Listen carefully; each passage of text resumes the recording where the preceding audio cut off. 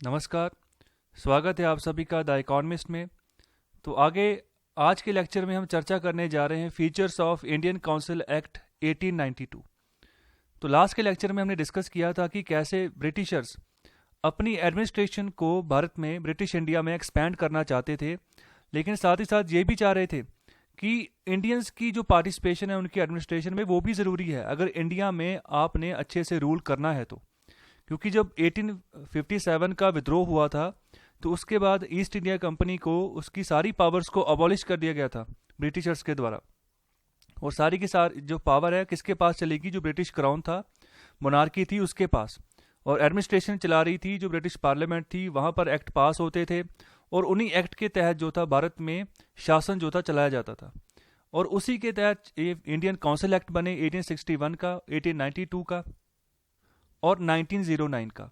तो अभी हम डिस्कस कर रहे हैं 1892 का इंडियन काउंसिल एक्ट।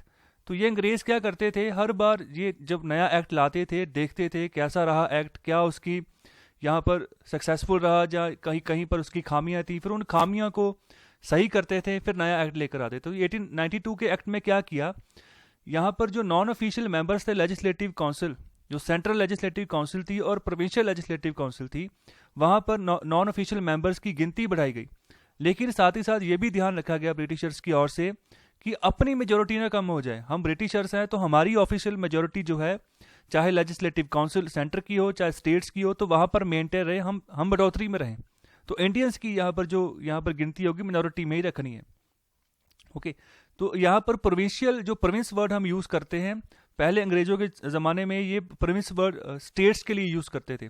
जो स्टेट्स ये एक्वायर करते जाते थे उसको ब्रिटिश इंडिया में मिला लेते थे और उनको यहाँ पर एक प्रोविंशियल स्टेटस दे देते थे। ओके, तो लास्ट वाले एक्ट में हमने पढ़ा था कि 3 ही ऐसे प्रोविंसेस थे जिनको लेजिस्लेटिव काउंसिल बनाकर दी गई थी। ओके, तो वो कौन कौन सी थी उसके बारे में आप मुझे कमेंट बॉक्स में बताइए। आगे बात करें, इन्होंने लेजिस्लेटिव काउंसिल्स के जो फंक्शंस थे उनको भी बढ़ा दिया। यहाँ पर पहली बार पावर दे दी गई कि आप बजट को डिस्कस कर सकते हैं, आप एग्जीक्यूटिव्स को क्वेश्चन कर सकते हैं, अगर आपको कोई भी डाउट आता है या किसी तरह का सवाल है आप पूछ सकते हैं। इसके अलावा जो नॉन ऑफिशियल मेंबर्स थे, कुछ नॉन ऑफिशियल मेंबर्स थे जिनकी की नॉमिनेशन की गई by the of the central legislative council by viceroy of India.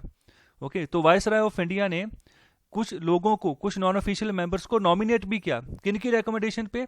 जो प्रोविंशियल लेजिस्लेटिव काउंसिल्स थी और जो बंगाल चैम्बर ऑफ कॉमर्स था उसके द्वारा। और इसके अलावा प्रोविंशियल लेजिस्लेटिव काउंसिल को भी यहाँ पर किसने रिकमेंड किया? बाय गवर्नर ऑफ प्रोविंसेस, जो प्रोविंसेस के गवर्नर थे, on the recommendation of district, municipalities, universities, trade association, जमींदार, चैम्बर्स। तो इनके द्वारा भी कुछ लोग जो थे यहाँ पर भेजे जाते थे कि इनको या रिप्रेजेंट करने के लिए सेंट्रल लेजिस्लेटिव काउंसिल में भेजो या प्रोविंशियल लेजिस्लेटिव काउंसिल में भेजो। तो इस तरीके से स्टेप बाय स्टेप जो थे, जो इंडियंस थे, इनको काउंसिल में जगह दी जाती थी कि आप भी जाकर जो है हमारी बात रखो, यूनिवर्सिटीज़ की बात रखो, म्यूनसिपैलिटीज़ की बात रखो, डिस्ट्रिक्ट्स की बात रखो। तो इस तरीके से यह काम चलना शुरू हो गया।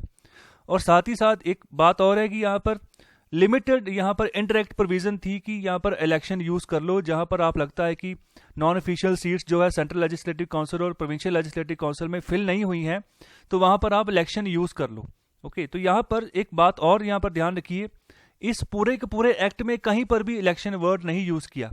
ओके, इस एक्ट में कहीं पर भी इलेक्शन वर्ड का यूज़ नहीं किया गया। इसके रिगार्डिंग क्वेश्चन पूछा जा चुका है यूपीएससी में, प्रीलिम्स में जो क्वेश्चन आते हैं, तो ध्यान रखिए एक्ट में ये वर्ड यूज नहीं किया गया। वैसे यहाँ पर प्रोविजन दी गई है। ओके, लिमिटेड प्रोविजन है कि आप इलेक्शन जो है सीट्स को जो फिलअप कर सकते हो। ओके, सो आई होप आपको लेक्चर अच्छा लगा है, तो कृपया लाइक, शेयर और सब्सक्राइब जरूर करें। बहुत बहुत शुक्रिया।